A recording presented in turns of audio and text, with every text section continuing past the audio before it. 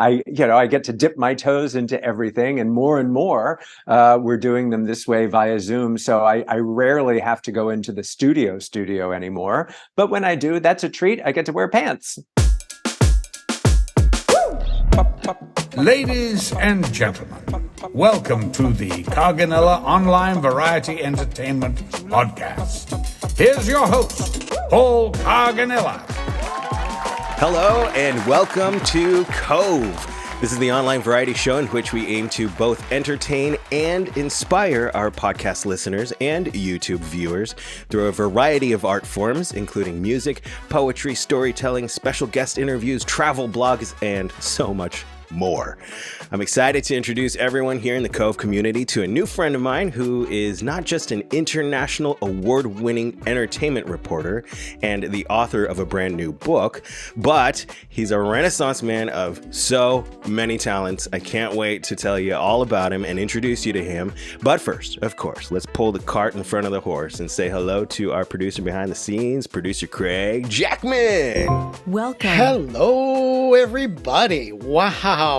And Paul, I am so excited that today is kind of a follow-up to a previous podcast in that this person that we're going to meet today shares the same podcast with Alexandra Boyd. That's right. Yes. Alexandra and Nelson host the Titanic Talk podcast, which is a companion piece to the documentary Ship of Dreams, Titanic Movie Diaries. And they were so kind to have Everly and I on their podcast. And I asked them if they would come on mine as well. And they said yes. And here we are getting to visit with Nelson. I'm so excited and just so blessed that they both said yes and wanted to sit down and chat about everything that they've got going on creatively in their lives and their whole journey. So fascinating.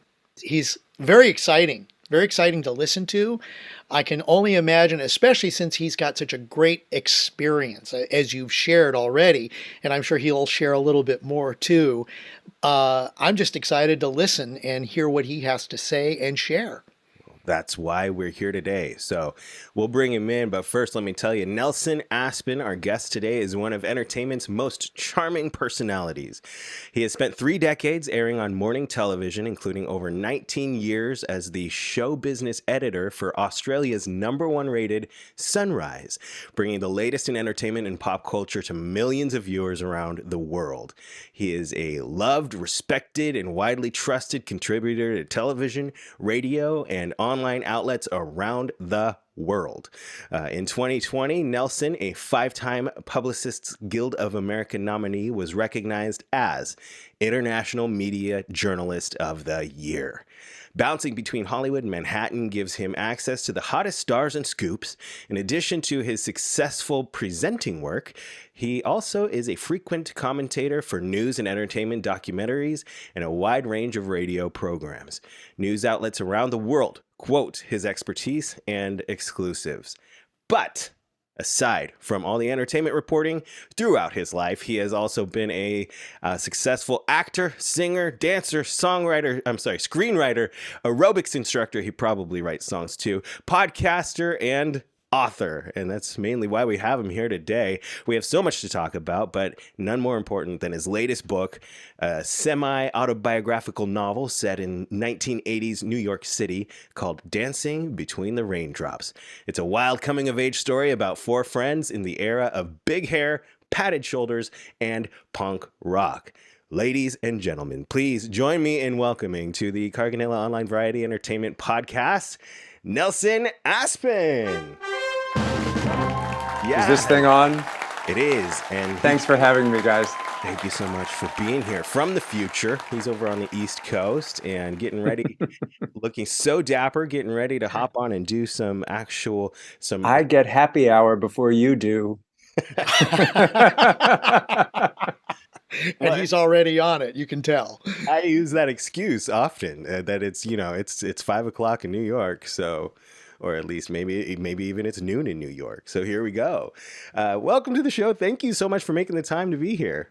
Well, it's fun to meet you, Craig, and to see you again, Paul. It's of course, Paul, part of our Titanic Talk family, and got to meet you in person at the LA premiere of Ship of Dreams. So that was a treat, and it's your energy, your enthusiasm, and that smooth radio voice of yours, all combine to make it a happy friendship. And Alexandra and I always talk about the ever expanding family of Titanic Talk people from around the world. So it's been a real gift, and getting to do your podcast feels like a family event. Oh, I love that. And you are both so instrumental in making it feel like a family, with being so open and so willing to connect with people. You just wrap your arms around everyone, it seems like, and I really appreciate that. Well, and by a Zoom, it's much safer to wrap your arms around someone. We are much more accessible as well. So, well, we're going to throw you through something we do with guests here. It's called our icebreaker intro, where we just read your whole bio and all these professional things about you, but we would love to hear everything else that we don't talk about business wise or professionally, anything we could possibly learn about you. The Nelson Aspen behind the curtain in 60 seconds or less. Are you ready? Are you going to start a timer? I'm not going to stop you. You can go as long as you want, but no. Stop me. Because I from all those years in live television, I do, they'll say, you got to rap. They're screaming in my ear, rap. And I can get it all in before they cut me off. So I do like a time challenge. Okay. Well, then I'll give you updates along the way as well. Okay. Sounds good. And 3, 2, 1. All right. I am a 60-year-old morning person, which basically means I never sleep at all. I find things to do, and that I'm not only am I an early bird, but I'm a sleepless early bird. I almost never miss a sunrise, figuratively and literally. 30 years in morning television, I've never been late. That's because I'm also compulsively early, ridiculously early, whether that's for a flight, a dinner engagement, a live shot, whatever it may be. You can be 3 hours early for a live shot, but if you're 3 seconds late, you won't be invited back again. I'm an avid runner. I have run 20 marathons over the course of my life, but nothing recently. The knees won't allow for me to do more than a 10K now, but I'm out there almost every morning. My favorite foods would be pasta and salmon. Nothing too adventurous, but I like a wide range of food. I have a terrible problem with portion control. My favorite wine is Chardonnay, and my favorite hard alcohol would be gin. Should I keep going? How am I doing? That's 1 minute, exactly. Okay, well, there you go. See, I had a sense that I was coming on 60 seconds. Perfect. I was giving you the time updates, but I was like, he probably can't hear me because he's on his phone. I was focused. I was just about to get into my passion for cookies, but can be another time. Well, I love that your favorite alcohol is gin, because I love gin martinis, and whenever I order one, people look at me sideways and they're just like, really? Do you know that I learned to count thanks to martinis? Because my dad would come home from work. He was a surgeon. Good to know that your surgeon comes home to have martinis in between cigarettes. And my parents would have the Beefeater gin all ready to be mixed, and they would have me stir the martinis. They liked them stirred, not shaken, and they would have me count to 30 when I got to 30 stirs to the right. So I learned left from right and how to count because of martinis. And so I also have a nostalgic love of martinis. And truly, it's not a martini unless it's made with gin, very little vermouth. I prefer an olive. And my parents used to call that a desert martini because it's so dry. And I will, while we're on the subject of alcohol, and I'll set you up for a very good segue to my book, because in the book, I talk a lot about Aunt Jenny's screwdrivers. Now, this was our drink throughout the 80s. And Aunt Jenny was, I think Aunt Jenny had a drinking problem. She was my best friend's aunt who owned a bar in Brooklyn or Long Beach. And she would say, boys, a screwdriver is no good unless you can see through them. So basically, it was ice and vodka with a splash of orange juice for color. And this comes up a lot in the book, Aunt Jenny's screwdrivers. So I decided to make a mocktail version of that for today. I love that. And I'm kind of the same way. Like I love my cocktails, but I can't do sweet. I just can't. And like, you see all the drinks on the menu and it's just like orange this and passion fruit that. And I'm just like, no, just give me the good stuff. My favorite martini I'll share with you is a gin martini dry, no vermouth with a basil leaf floating on top. Oh, there you go. In a pinch, anything will do. I've been known to throw all manner of stuff into frozen peas when nothing else is available. Just put it into your gin. It's nice for color. It's not taking up much room. Love it. Well, we talked about your book. I want to get to your book. Obviously, that's the main reason we're here. But I kind of want to just throw it back and rewind all the way back to what got you into entertainment to begin with. What made you fall in love with the stage, the screen? What age were you? Well, I grew up on a farm in Pennsylvania, and I think my parents realized. Actually, it's funny because my father went to the military academy, Citadel University, and then went into the Navy, and he became a doctor. He was a Navy surgeon. And when I was born male, I was enrolled at birth to the Citadel Military College. By the time I was 3, it was pretty evident that that would not be a good fit for me, because I was going around the farm, and my favorite flower was an iris because it could replicate a magic wand. And my mother had home movies of me playing on the farm with my magic wand iris, casting spells. And she had the foresight to realize I should be expressing my theatricality, and took me for my first audition when I was 8. And I started acting professionally when I was 8. Now, you would know a little bit about being a stage parent, Paul. And she was never, like you, she was never pushy, but she guided me and she made sure I was well-adjusted and enjoyed what I did. So I was a child actor, moved to New York in 1980 after I graduated from high school.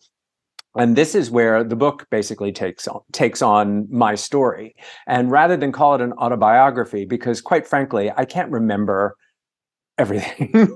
And those 10 years in New York City, and all the years that followed, frankly, but those 10 years of the 80s in New York City were so crazy and so wild. There was no way I could cohesively tell the story. So that's why I call it semi-autobiographical. I have fictionalized myself, my closest friends. I've combined characters and shuffled around a sequence of events to be able to tell a more cohesive story. And believe me, there's only half of what actually happened that's in the book, and I had to tone it down because it would be absurd and unbelievable if I told the truth. So it is fun, and as is detailed in the book.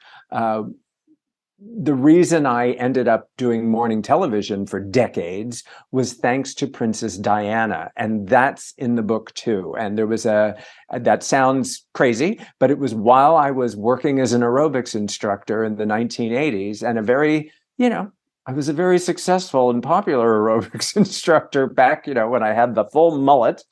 And I was commissioned to train Princess Diana. And it was while I was in London there that I was given the opportunity to appear on one of the morning news programs. And that kicked off a 30-year career. So the moral of the story, I always tell people when they're asking for any kind of advice about show business or entertaining or just longevity, is say yes to everything. Say yes to whatever comes up. If you can do it safely, at least with minimal risk, and just say yes to things. You do not know. If you had told me I would have written 6 books and sung at the Sydney Opera House and been on television more hours than Regis Philbin, I would have said you were crazy. All I wanted to do was play with my iris in the garden.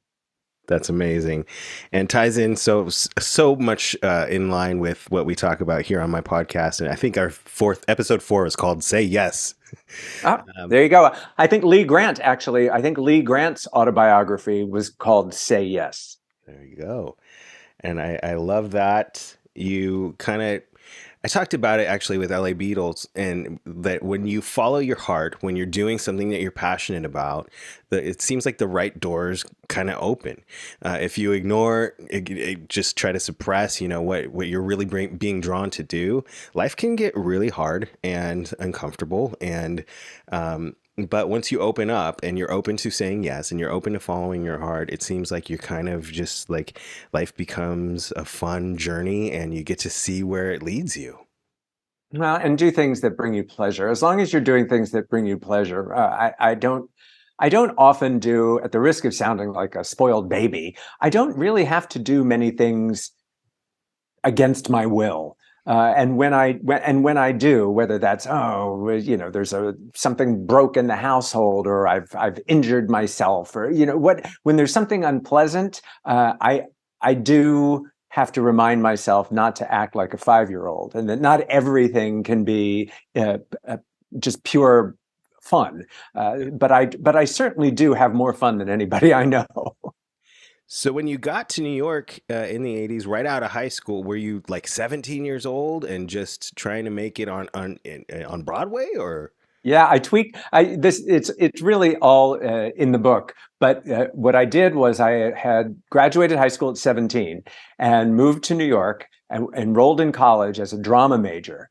And being in New York City and having to take tests and take other classes for, I mean, it was very, New York City was very distracting for me. And it was also very frustrating because I didn't want to be in a schoolroom. I felt I had done that in high school. I was the valedictorian of my high school class. I was a very good student. People expected me to be a good student in college, but I was a terrible student in college because all I wanted to do was go on auditions. And the drinking age back then also in New York City was 18. So when you're 17, like, no, you never got carded for anything. So we were just running around the city. It was exciting. It was new. My sexuality was taking off. Like, I was just learning about what I liked to do in that area. I was having the time of my life. And so I made it. My dad was a brilliant guy. My dad and I had nothing in common professionally. There he was, a very macho doctor, military man, but he loved me so much and was so proud and supportive of me that he struck a deal with me. And he said, all right, look, you finished high school early. You finished, you're a year younger than everybody else in your class. So he did whatever calculations were necessary to figure out what it cost him to send me to college every month. And he said, that amount of money will become your allowance, and I'll let you live on your own in New York City and pursue your arts for a year. And if you're not self-supporting in a year, then you'll go back to school, and you'll be the right age, and you can pick up and do that.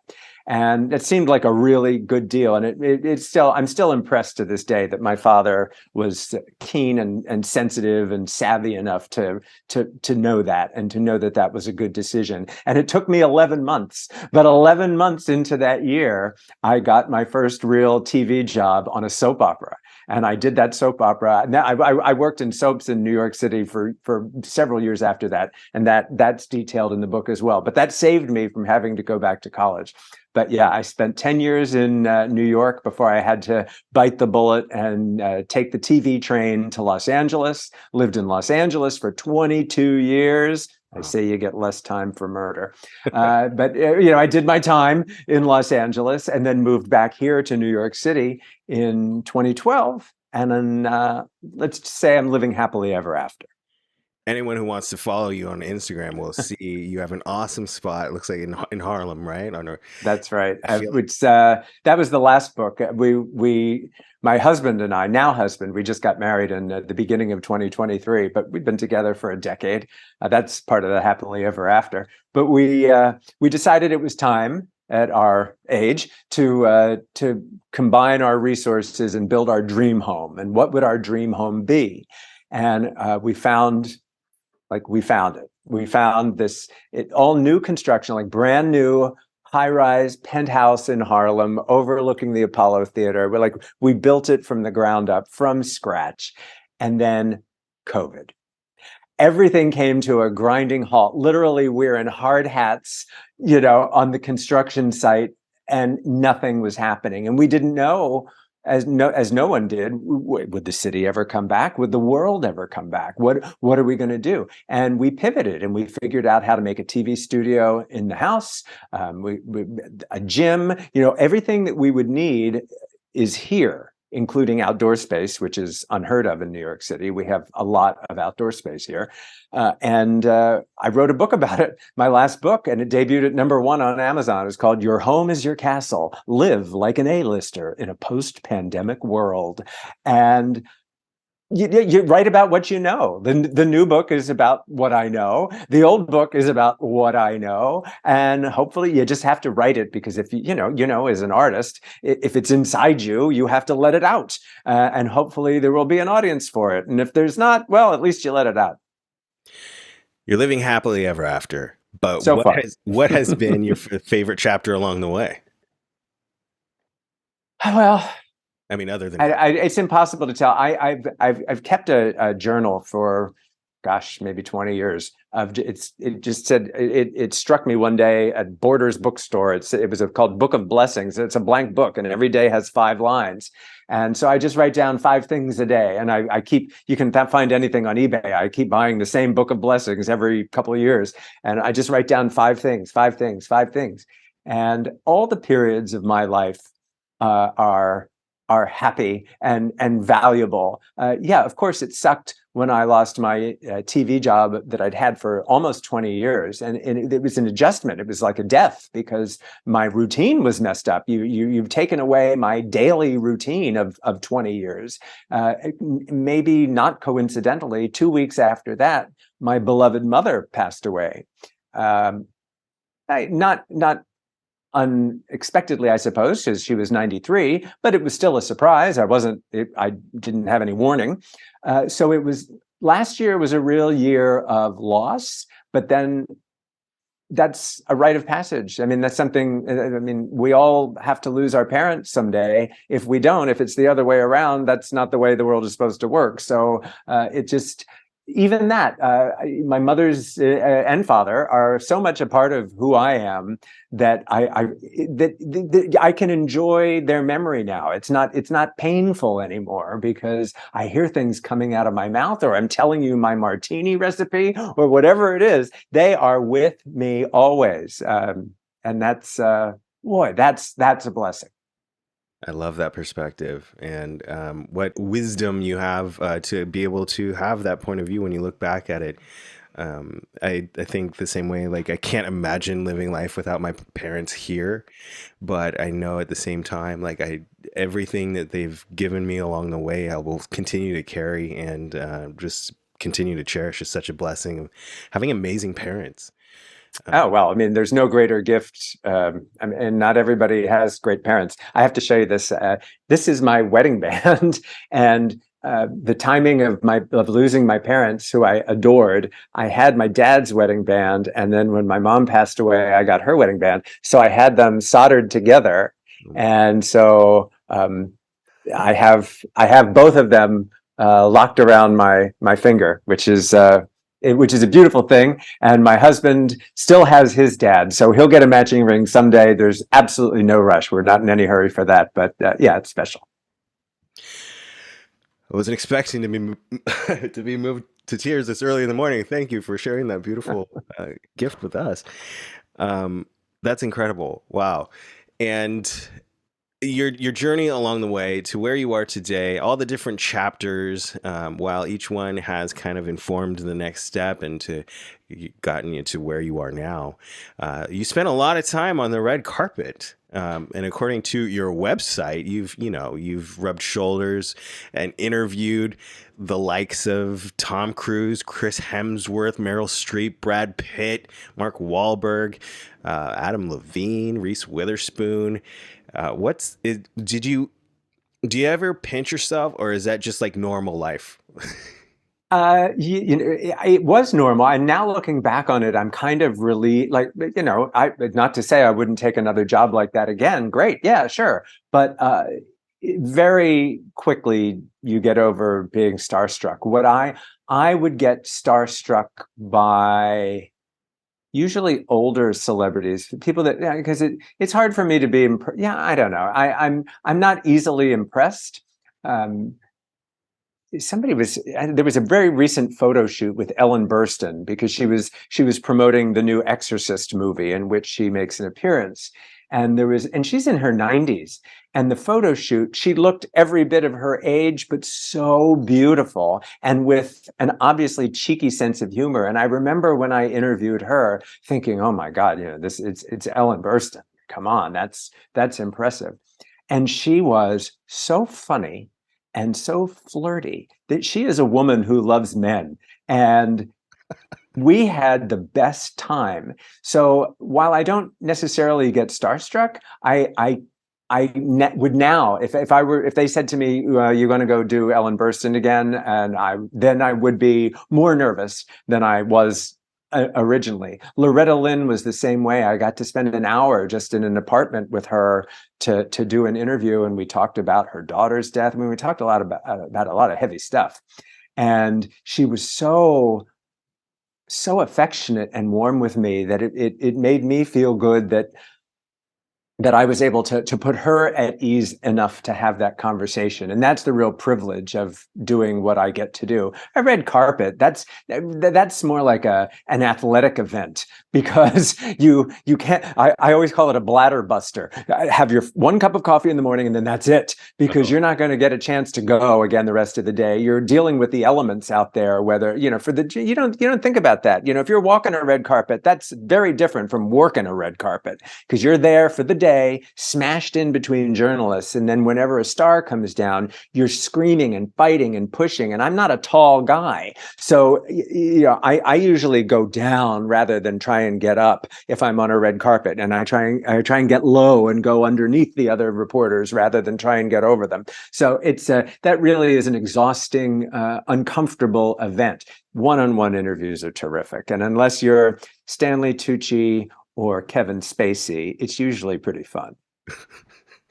And now, today, you're still the show business editor on Sunrise in Australia? I am not. I left that job last year. But I now contribute to a bunch of really interesting outlets. I have an outlet here in New York City. I have an outlet in New Zealand. And then I do some syndicated work with Gray Television that shoots out my pieces. As soon as we finish here, I'm going to be doing some recordings for them, and they get shot out all around the country to different syndicated stations. So it's great. I get to dip my toes into everything, and more, we're doing them this way via Zoom. So I rarely have to go into the studio anymore. But when I do, that's a treat. I get to wear pants. Well, I'm glad you're able to join us before you jump on. And I know we're running out of time here, but I just wanted to also touch on, before we hear some of your book, your Titanic background, your love of Titanic. That's what brought us together here in the world. When did you fall in love? When were you first captivated by the story of Titanic? Not unlike a lot of people in my generation. In 1972, when I was 8 years old, I went to the movie theater. Fancy that, going to a movie theater, and saw The Poseidon Adventure. And I had always sort of been drawn to ocean liners, and my parents had taken me on cruises. They were very well traveled. So I had been on cruise ships and enjoyed them. But something about seeing The Poseidon Adventure struck me. And I became obsessed then with maritime disasters. Of course, this is long before the internet. And something about, of course, I was interested in the Andrea Doria and the Lusitania, but something about Titanic. And I had everything that was available to be had when it came to Titanic. Flash forward to many years later, when the Titanic was discovered by Dr. Ballard, and I had sort of pieced together that maybe I'd had a past life on the Titanic, and I had some sort of idea of which passenger I was who perished. No one particularly famous, unless it's famous to Titanic fans. But then when Dr. Ballard found the wreck in the late 80s, this is not in the book. Maybe it should have been. I tracked him down and I offered to go aboard. I'd scrub the decks. I would serve any position to be a part of the search and recovery mission. And he very kindly, and first of all, I couldn't believe he took my call, but he very kindly sent me an application to the Woods Hole Oceanographic Institute. And when that arrived in the mail, I was like, you know what? I didn't drop out of college to become an oceanographer, but good luck, Dr. Ballard. And then Alexandra Boyd, my Titanic Talk co-host, she and I were friends. We made friends here in New York in the late 80s. She was my waitress at a restaurant, and I was doing caricatures on the tablecloth, and I drew her because I thought, oh, she's a character. Give me a red crayon to do her hair. And we became friends out of that. And when she needed help auditioning for James Cameron's Titanic, I was like, oh, well, I'm the Titanic guy. Let me help you write your monologue. And one thing led to another, and here we are. Now here I am talking to you fine people. And your connection I find so fascinating because you always felt like maybe you were there, and then in all your research you found the story of Jack there, and it wasn't him, but you're having his buddy. You're having dreams that you're sliding down the railing as it's going down, and then you hear the story of Jack's friend, and what was his name? Milton C. Clyde Long Jr. from I think Worcester, Massachusetts. Yep. And he perished. They did recover his body, and he was buried, I believe, in Massachusetts. Such a treat when I got to go to Cove, Ireland. I was working for an Irish television show, and they sent me to Cove, Ireland, to walk the Titanic Trail, and they costumed me as Milton Long so that I could, go on the Titanic Trail. And my job has afforded me many such extraordinary opportunities. Of course, it's fun to sing a song with the Wiggles or Hugh Jackman, but to go on the Titanic Trail the Poseidon Adventure, the Queen Mary, of which the Poseidon is based, is now a museum in Long Beach, California. And I was doing a story with Pamela Sue Martin, who was in the Poseidon Adventure and Dynasty and Nancy Drew. And we shot it on the deck of the Queen Mary. And of course, I couldn't resist, because I'm right about the right age, for the kid that played her little brother in Poseidon Adventure. They have a fight scene in their cabin. I don't know if you know the scene. And he says, why don't you just shove it? And she says, don't you ever say that to me again. And he goes in the bathroom and he goes, shove it, shove it, shove it, and shuts the door. So getting to reenact Shove It, Shove It, Shove It with Pamela Sue Martin on the deck of the Queen Mary is an extraordinary experience. Not everyone would appreciate it, but I did. And not everybody would get to live their dreams like that. Sometimes the synchronicity of life, it's wild. And I love the story. I get goosebumps of the story of when you spoke with Robert Ballard on the phone. Isn't that crazy? And he called me Milton. They're like, I said, this is Nelson Aspen for Dr. Ballard. And they put me on hold. And when he picked up the phone, he goes, hello, Milton? I'm like, you got to be kidding me. You got to be kidding me. And I'm not one for believing in, metaphysical stuff per se, but there's something there. Incredible. Well, I do want to respect your time, and we do want to just end on, celebrating your book and telling people about your book. Would you mind reading us a passage from the book? You warned me that I might do this, so I was thinking I've got it on my computer here, and I haven't read any of it out loud before. So this is a first for me. And I picked a scene where TJ, which is the character based on me, TJ did in his struggles to make it in Broadway musical theater, did a showcase with a very, very famous Broadway star who I've had to change her name because I'm not going to besmirch her, but she was a raging and cruel alcoholic. And she commanded me to go to her Christmas party.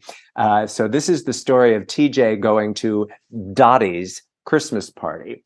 After a long, slow climb of 14 stories, the elevator jolted to a stop and slowly opened to the small vestibule outside her front door. A rack with hangers had been placed there, and there seemed to be a dozen or so coats and jackets, so TJ added his alongside them.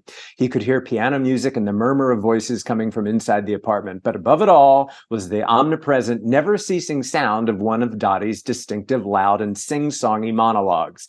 He took a deep breath and entered, putting on the biggest smile he could muster, remembering how his mom had taught him how to do it without looking fake. This is how I've won so many invisible Oscars, she always quipped. Dottie took notice of the new arrival, even if she couldn't immediately place who it was. She kept on talking to whoever was standing beside her, and without missing a beat, waved TJ to come in. He indicated the gift-wrapped candle in his hand and left it on a side table where some other offerings had been set. "You could use a drink," a deep, familiar voice said to him. It was Ross Woodhouse, the older gent who had directed the showcase. "Hey, Ross, how you doing?" TJ said, relieved for the social interaction, and offered his hand to shake. "Trying to fortify myself before our hostess gets too much further in the bag," Ross replied. "What can I get you? How about a gin and tonic? I'll meet you behind the potted palm." TJ wasn't expecting a proposition, but Ross clarified, "I find that as these nights with Dottie go on, it's best to find a spot where you can avoid direct fire." He'd seen her lose her cool before, so he thought this was probably good advice. The murmur of conversation in the room came to an abrupt halt when Dottie suddenly bellowed from the dining room, "Go fuck yourself!" Well, her hapless victim was someone TJ didn't recognize, but the fellow was doing his best to defend himself against whatever perceived slight had set her off. He was stammering something like, "Dottie, I'm just giving my opinion." "It was absolute horse shit, which just goes to show you that your taste is up your ass." Oh my God, TJ shrank back further behind the palm, and Ross squatted down onto the leather ottoman beside it, patting the seat for TJ to join him. Now she's warmed up. "How about one for the road and we share a cab back downtown?" TJ nodded. However, when he stood up from the hideout, Dottie spotted them. She strode into the center of the living room, a freshly drained crystal snifter still clutched in her hand. "Come on, Ross, isn't he a little young even for you?" Everyone turned to look at Ross holding their empty glasses and TJ, red-faced on the ottoman. So I'm going to skip ahead. They get into the taxi cab. They climb into the back of a big checkered yellow cab. "Where are you?" Ross asked. 45th and 8th. "First up, 45th and 8th, please, then down to Manhattan Plaza. Unless you want to come up to my place for a nightcap." "Thanks, but I'm heading back to Connecticut early in the morning." Was Dottie right about Ross? It wasn't before long they were heading down Broadway and passing by Lincoln Center, exquisitely decked out for the holidays. TJ was drinking it all in and didn't even realize his thoughts were coming out of his mouth when he said, "So beautiful." That's when Ross echoed, "So beautiful," and lunged right for TJ with a powerful embrace and pulled him in for a wet kiss right on the mouth. TJ was as disgusted as he was surprised, pulling back but trying to be polite to the man he still considered a director and an authority figure. "Ah, that's nice of you to say, but..." Undeterred, Ross kept his arms wrapped right where they were and pulled him back for another lip lock. TJ moved his head to the side to avoid further contact. Ross was like a hungry dog, and his eyes were wide and wild. "Come on, honey, give me a kiss." TJ's puffer coat was the only insulation between them, and he managed to pull his hands up to push Ross off him, perhaps thinking the third try would be a charm. Ross surged forward again, lips parted. TJ could think of nothing more repulsive than that tongue touching his face, and he wondered why the cabbie didn't intervene. Hair pulling might be playing dirty, but TJ was not about to give in to this advance. He grabbed at the short curls on Ross's head, and what followed was probably the biggest surprise TJ had ever known. Simultaneously, with a sound like ripping Velcro, he was suddenly holding Ross Woodhouse's entire head of hair in his hands. TJ managed to look away from Ross's leering expression to see the mane of light brown locks entwined in his fingers. TJ's eyes went back to Ross, now as completely bald as Yul Brynner, but still waiting to pounce again, smiling strangely as he proposed, "I bet you had no idea it wasn't real." No idea," TJ said, dropping it between them onto the vinyl seat of the taxi. Ross gathered it up, explaining, "It cost me $2,000, made by the same guy who does Burt Reynolds." They rode the rest of the way in silence to 45th Street, and TJ scurried into his building, oddly appreciating the unique madness of, quote, "just another night out in New York City." So spicy. Ladies and gentlemen, that is an excerpt from Dancing Between the Raindrops from Nelson Aspen, which just dropped on November 15th. Where can people find it? You go on to Amazon and you get that copy and you leave me a review. And if your local bookstore doesn't have it, you give them hell and you tell them to get it. And we'll all be dancing between the raindrops, which is the name of that is because my dad couldn't believe the way I lived in New York in the 80s. And he would say, "Jesus Christ, you're dancing between the raindrops." And that's exactly what I was doing. And to this day, every time I hear Velcro, I think of that guy's hair. Well, I'm sorry you had to go through that experience, but I can't wait to read. It's a good story. Can't wait to read all of your experiences. I mean, that you include in the book. And thank you so much for sharing it with us and sharing your journey and your experiences with our audience here today. Thank you. I'm so pleased that we're family. I appreciate it to you and Craig and Everly, and give my love to the rest of the family. And we'll see you on Instagram and Twitter and wherever else we connect until the next Titanic talk or Cove or Unsinkable or any of our other Titanic related podcasts. Absolutely. Ladies and gentlemen, give it up for Nelson Aspen. Thank you. He is awesome. Wow. Talk about grabbing life and running with it. Dancing between the raindrops. I love that. And I love, how present his parents were in his life, even now that they're gone. He names the book after something his dad says. The wedding ring thing. Oh, I was not expecting that. It just got me. And I loved to hear how supportive his dad was, this military Navy surgeon. And his son's running around the farm playing with flowers, and he's like, okay, well, I support it. That is so inspirational to hear. I love that. I think that's great when you consider his background, where he is now and how he feels about himself and where his life is. How many parents don't support that? And I think it's fantastic. I mean, regardless of who you are and your parents, support your kids in whatever they do. That's, something I'm eternally grateful for my parents for doing. Like, they never said, no, maybe you shouldn't. Or, you want to be an actor? It's really hard. Like, it was just always chase your dreams, do what you want. Like, what else are we here for? Go do what you want to do. Yeah. I mean, and they're there for guidance, you can bounce things off of them, but ultimately it is your life. And yes, they helped create who you are, but if they can, if your parents support you, oh my gosh, how nice is that? It's a ginormous blessing you can't measure, for sure. And life is crazy, man. Like, if I, didn't listen to one podcast one day that he was on and just start to follow him and on Instagram, you have to check out his Instagram. It's a lot of fun. Nelson Aspen on Instagram. I posted that in the chat. You did. Thank you very much. And to sitting down with us today, he's doing international news stories, but he had time to sit down and chat about his life and his book and Titanic and everything with us. I found this poem about the Titanic disaster from someone who was actually there. Oh, wow. A poem survivor? Yes. Daniel Buckley. He's from King Williamstown County, Cork. He's a survivor of the wreck. And this was published shortly after the disaster. He was actually part of the third class group that was well below decks. And he was able to make his way up to the top. And I guess while everybody was jumping off the boat, and he found a way to get on one of the lifeboats. That's great. And he was able to get through, even when people were being taken off the lifeboats because they were not of first class. Wow.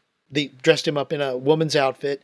The disguise worked, and he was able to be lowered down from the boat and survive the Titanic disaster. But he came out with a poem, and it's an interesting take on the whole disaster and how he felt afterwards.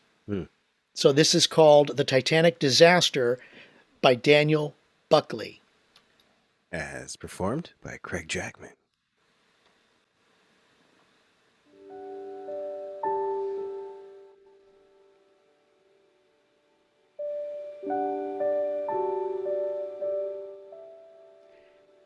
Sincerest sympathy goes out today from every heart to friends of those who sleep, from kindred and dear homeland far away, within the deep.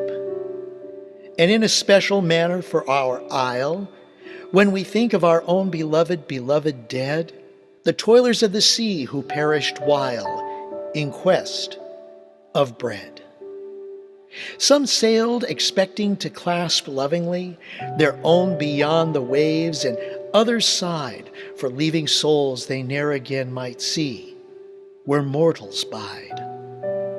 But fate for hundreds had a sad surprise, and showed how worthless oft are wealth and fame. The mammoth liner, lauded to the skies, a wreck became. She sank in spite of all the skill displayed, striving to make her mistress of the sea, for ere the Witling could come to her aid, submerged was she. And with the ship sank poor and wealthy too. Death exercised o'er classes all his power, and gold could not his iron grasp undo, not for 1 hour. And so the ocean is not conquered yet. Its awful might it uses ruthlessly. It still can fill with sorrow and regret humanity. Oh yes, o'er homes of joy it seems to have the power to cast a lasting pall of gloom, and turn itself into a yawning grave where no flowers bloom.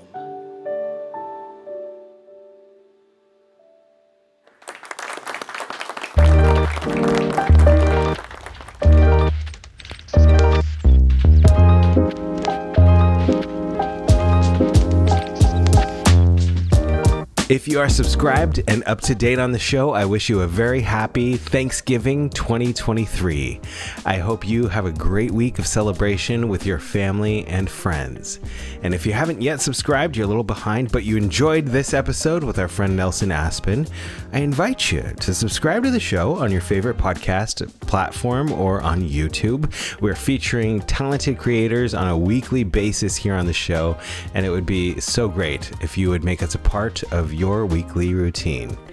We've got a lot of Christmas time holiday fun coming up over the next several weeks, and we also have a great sit down with Nelson's Titanic Talk co-host Alexandra Boyd dropping here in December, so don't miss any of it. Like, subscribe, do all the things, and we hope to see you very soon again right here at COVEpodcast.com.